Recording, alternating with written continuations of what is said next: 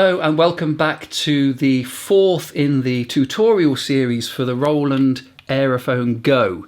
And in this video I would like to help you think about getting the best from the sounds, either the internal sounds from the Aerophone GO or the app sounds, or even sounds that you might have on the computer. I think this is all down to three different aspects. Firstly, listening to those sounds. Secondly, maybe a little bit of advice on the setup to get the best sound. And then thirdly, some playing techniques to help you get more variation in the sounds and perhaps be a little bit more authentic in the way you play, particularly acoustic instrument sounds. So let's get into this next video.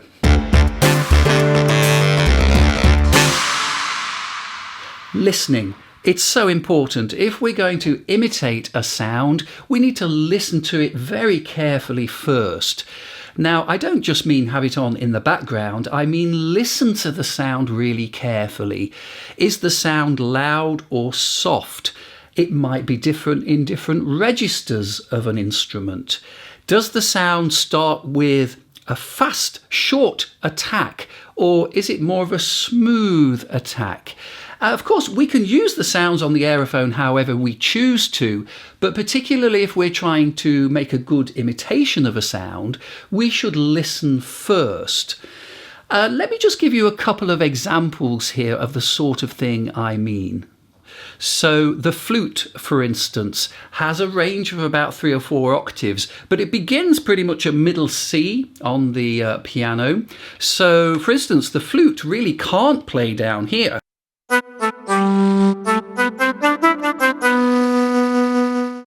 The other thing about the flute is its lower register around middle C can't really play that loud. So even if I play in the correct register, I can easily play too loud. It perhaps won't sound so realistic. The flute's more likely to play a little bit more gently in the low register and play a little bit louder as it gets up higher.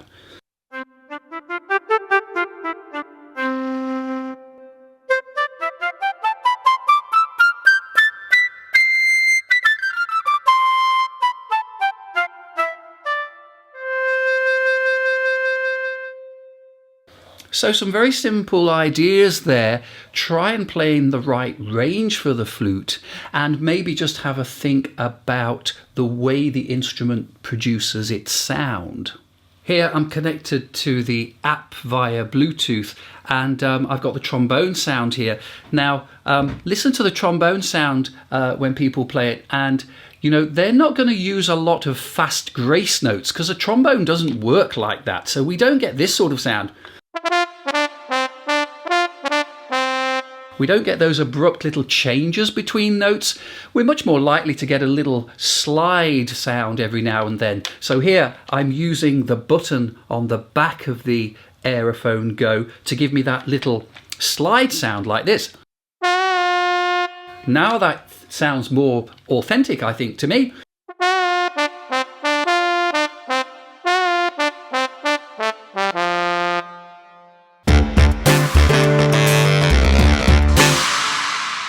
It's worth taking some time to think about your setup.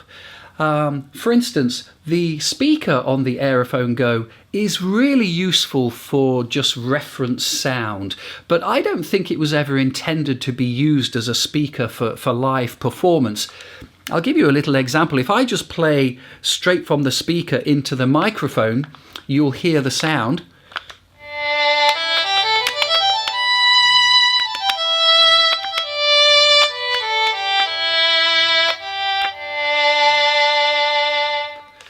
And now, if I have it plugged in directly to the recording software via the audio out, let's see if there's a difference in the sound.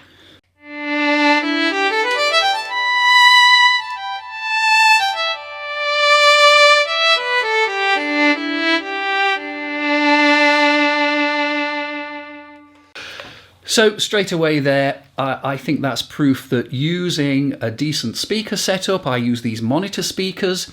I also use a Bose L1 system. Roland themselves make a great deal of different amplifiers, everything from a little cube amplifier to a big keyboard amplifier. By the way, keyboard amplifiers are better than guitar amplifiers for the Aerophone, and you should definitely go down to your local retailer and try some out. Take the Aerophone down and try some out for sound down there. The other thing about setup is volume. Be careful that you set the right volume up, because some of these sounds work better when we can hear the dynamic variation. So if you have the volume set a little low, if you're playing with a band or something, you'll tend to just play everything quite loud.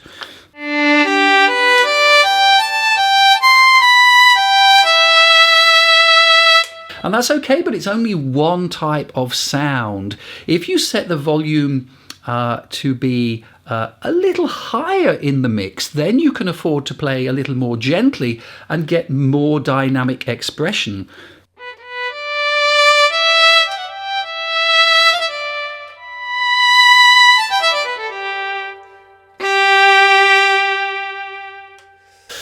And it's going to be a much better, interesting sound if you can do that. Likewise with the reverb setting, be careful that you try and blend your sound with the reverb setting. We've shown you how to do that in the previous videos. And again, you can make your sound much more realistic or fit into your mix by experimenting with getting the right reverb setting. So a good speaker and listening to the volume balance and the reverb balance can make a big difference to the way the sound is going to come across.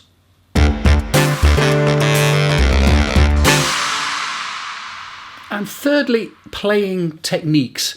Now, here's a chart of some different ways that you can produce a note on a wind synthesizer or a saxophone or clarinet, and any wind instrument kind of does the same four basic ideas of note shape, let's call them. And when you're learning to play the different sounds on the Aerophone, you should try these different note shapes on each sound, because they all work slightly differently. This first note shape is actually one that you should just practice doing anyway. This is starting with what I call the air start. So we can just blow very gently and then crescendo and diminuendo and just use the air. This isn't using the tongue at all. And we get this.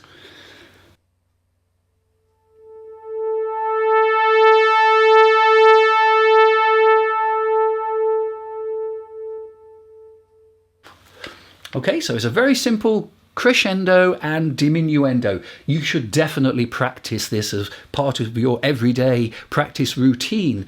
Now, if we go next on to using the tongue to start the sound, you can hear on this synthesizer sound on the Aerophone GO, it makes a very different sound at the start. So the first one did a very smooth sound. Now, if I use my tongue, like saying a T, to produce a shorter, quicker blast of air,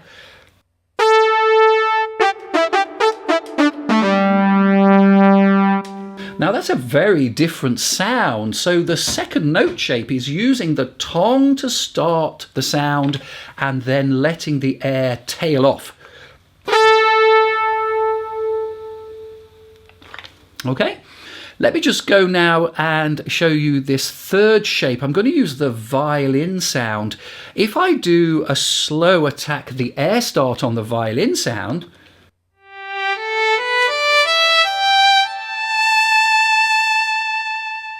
I get that nice slow bow sound, gentle, good for expressive sounds. But listen to this sound if I use my tongue to start the sound.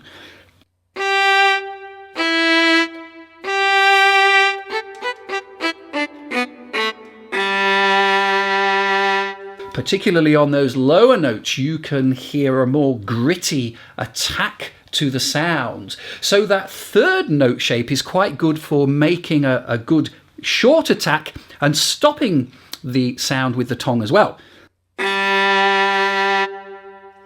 which is very useful in more, say, rhythmic or more dynamic, more dramatic sounding music.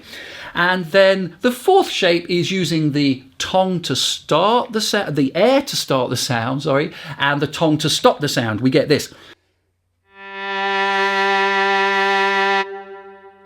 Okay, so there are some different note shapes that we can get there.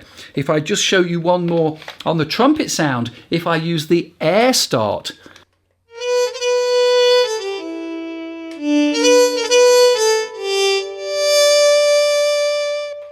I'm not sure that's the best way of playing that trumpet sound. If I use my tongue,